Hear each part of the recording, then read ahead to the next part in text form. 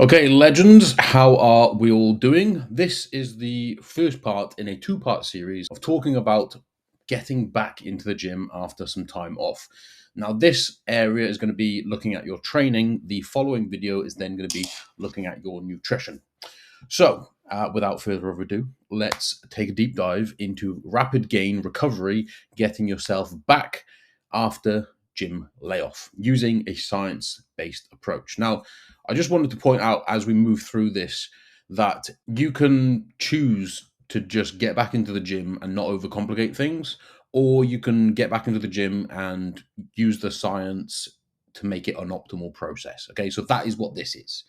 So, the comeback mindset. After training, most lifters are a little bit impatient to then get back to their previous numbers that they were lifting, get back to their previous physique.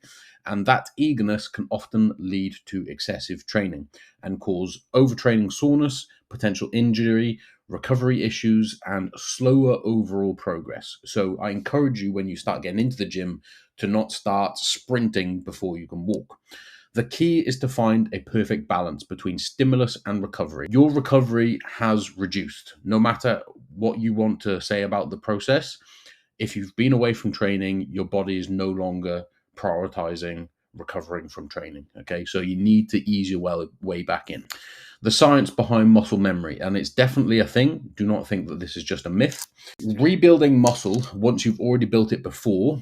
Research has consistently shown that regaining muscle happens more quickly than building the new muscle. When your body has been trained before, your body retains the muscle cell itself, the nuclei, even after the size has decreased. So, although you're flat at the moment, there's not really much glycogen in your muscles.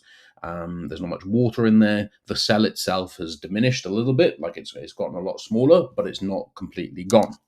Strength loss timeline. Expect to need an approximately half the time it took you to regain the strength.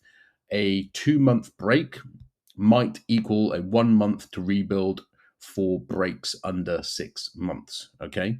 So if you've been off for 2 months, expect yourself to take about a month to rebuild it. Neurological adaptations. So initial strength gains can primarily come from nervous system relearning movement pathways, not from new muscle growth. This makes technique practice with light weights crucial. So don't just think that, oh, I'm suddenly all of a sudden getting really strong now because I've been away from training. Now I'm coming back from it. You're just relearning movements, and it's not a case that you're suddenly building loads of muscle. Think to yourself as supercharged compared to a true beginner. You have an advantage with muscle memory on your side, but you're not there yet. Principle number 1. Have a structured plan. The most crucial step happens before you even get into the gym, and that's a detailed written comeback plan, preventing the common mistakes of overtraining in those first few sessions. Without structure, most lifters will attempt to lift their previous weights, train to failure on most sets, do too many exercises and sets, prioritizing ego over proper progression. Okay, your comeback requires 2 to 3 week bridge program that gradually builds your strength capacity back up. We're going to be going into that exact bridge program shortly. Forget your old numbers. They do not matter anymore. Start keeping a log of new weights that you are lifting in your first few weeks and then progress from there. Principles of exercise selection. So we want to choose exercises which give us a lot of stimulus but not too much fatigue. Selecting movements that effectively target muscles without causing excessive soreness, requiring extended periods of recovery. We don't want to get into the gym and then be out of the gym again because we've gone too hard too soon. Prioritized machines and cables potentially. If you are a little bit more of a beginner, these tend to be lower impact and less damage than free weights, making it more ideal during the comeback period. I don't mind on that one. If you want to use a bit of free weights, but just make sure that you're using a sensible weight. Minimize the stretch position. This causes the most amount of soreness. Temporarily avoid movements that are like Romanian deadlifts, walking lunges. The long lengthened stretch positions often lead to the most amount of muscle soreness. Soreness at the moment in the comeback program is the enemy. It doesn't contribute to extra muscle growth, but it does significantly reduce your ability to perform and recover between sessions. Okay, so we need to understand that the soreness is what we're keeping down, and if we do keep it down, then we can get back into the gym more frequently, and that's what we want at this stage. Principle 3, the 2 to 3 week bridge program. So the initial start in weeks 1 to 2, we just want to focus on neural adaptation and technique. So this is performing the movements themselves and learning them. Compound lifts with an RPE of 5 or lower, 50 to 60% of your previous 1 rep max. Isolations, they don't need as much recovery, so we can go higher in the RPE, 7 to 8. Volume around 7 to 10 sets per muscle group per week. And if you are at a position where before you were doing very minimal amounts of sets per week, I would still advise this because you're using less load. We're not training to failure anymore. Weeks 3 to 4, the transition period, gradually increase that load. Compound lifts go up to 6 to 7. Isolations go up to 8 to 9, so pushing closer to failure again. Slight volume increase if recovery is good. Okay. The first 1 to 2 weeks, though, is kind of like a deload session, if you will. If you've done deloads in your program before, think of it a bit like this: less volume, less intensity, learning the movements. After the bridge, you can kind of go back to normal training, return to linear progressions, add small amounts of weight and reps each week, and continue until you plateau and require a more complex progression. Training frequency, a split designed for the comeback. Optimal frequency is getting everything trained twice per week whilst we're balancing recovery. I would recommend one of these two splits. And the reason why these are both 4 and 6 day training weeks is because we want a bit of frequency, but we don't want to overdo it either. If we have plenty of frequency to be able to train, we can fit in that 7 to 10 sets per week, nicely spread out over the week. If you're also coming back, you've probably got a little bit more motivation to get into the gym. So sometimes a 7-day training week when we're not pushing things too hard can be helpful. So this would be push-pull legs times 2.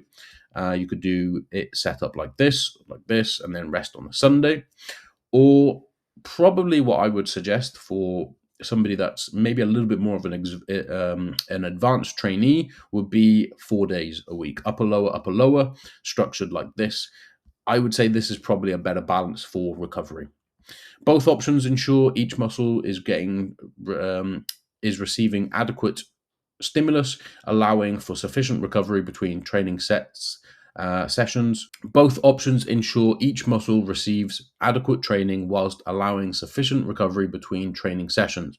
Critical when your recovery capacity is diminished after your layoff. Here's a bit of the sample training program that you can see as it's pretty minimal. This is a full upper body session and we've only got a couple of exercises, but like I said, this is the groundwork. This is what we're trying to do to initially start allowing your body to recover, and then you progress into the transition week where we add in a little bit more volume. Then after you've done this, you could potentially add in some more exercises, but you don't need to go overboard. Remember, if you're doing 4 and 6 days training per week, this is sufficient. Note that the gradual progression in sets and reps and RPE whilst maintaining exercise selection with minimizing excessive soreness. Weights should increase only when previous targets are comfortably achieved. So you'll see the sets are coming up here a little bit. The RPE is increasing also, but we're not adding and cranking it up too quickly too soon.